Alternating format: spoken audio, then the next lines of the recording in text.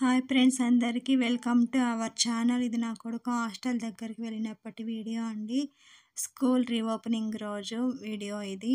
ఆ రోజైతే parents meeting ఉన్నింది. నా కొడుకు అయితే 10th క్లాస్ చదువుతున్నాడు. 10th క్లాస్ పిల్లలకు మాత్రమే పేరెంట్స్ మీటింగ్ ఉందని చెప్పి వాళ్ళ క్లాస్ టీచర్ తప్పకుండా రావాలని చెప్పి కాల్ చేసి చెప్పాడు. గ్రూప్లో మెసేజ్ కూడా పెట్టాడు. మేము అందుకే పొద్దున్నే 10 గంటలకంతా మీటింగ్ ఉందని చెప్పారు. అందుకోసమే బయలుదేరి వెళ్ళాము.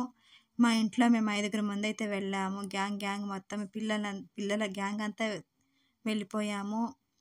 మా పిల్లలు ఆ రోజు స్కూల్కి పోలేదు. స్కూల్ ఓపెనింగ్ వచ్చి శుక్రవారం ఉండింది.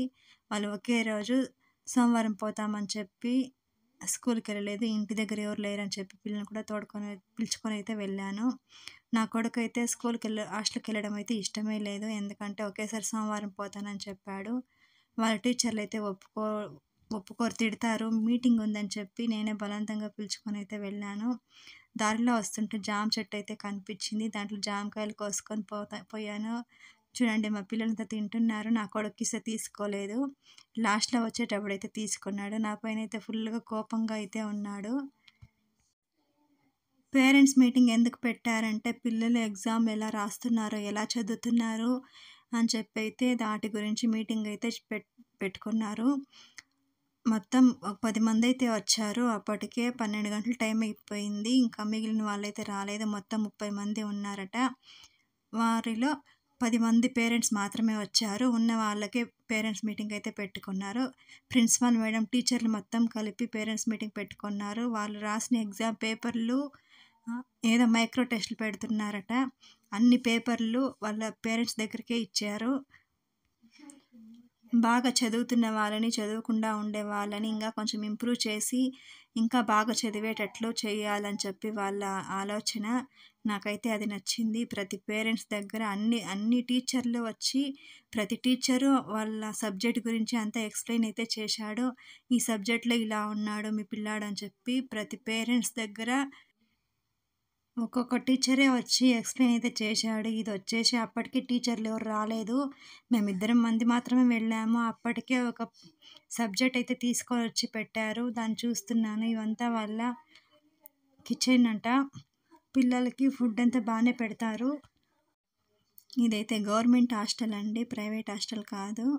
కాకపోతే చాలా బాగుంది హాస్టల్ అంతాను. నా కొడుకు 3 సంవత్సరాల నుండి అయితే పోతున్నాడు. చూడండి, ఇదైతే గుట్ల మీద కట్టారు, అంటే టెంపరవరీగా కట్టారు. చుట్టుపక్కలంతా కొండలు, గుట్లు అన్నీ ఉన్నాయి.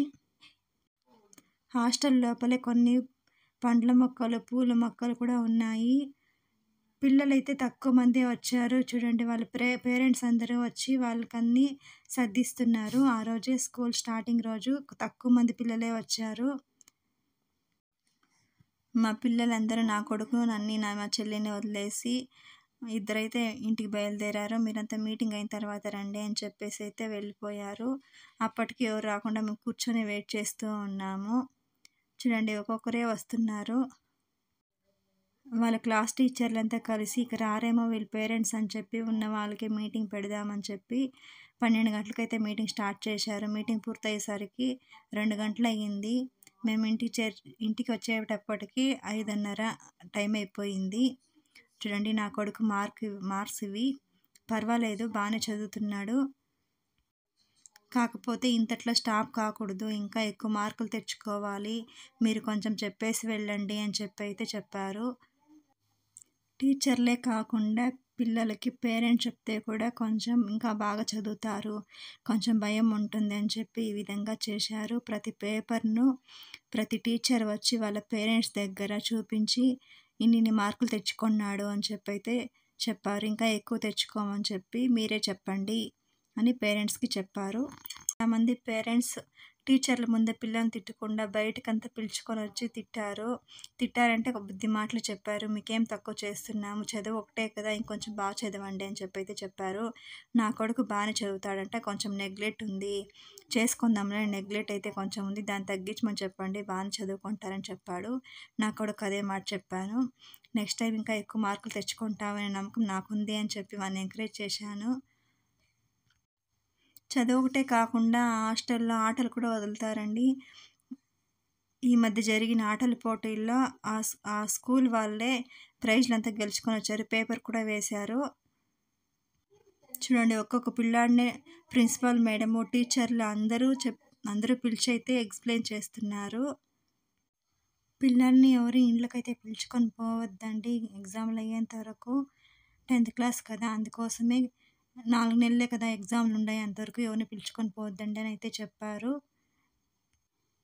నా కొడుకు హాస్టల్లో టీచర్లు చేసిన పని కరెక్టో కాదో కామెంట్ చేయండి. నాకైతే నచ్చింది.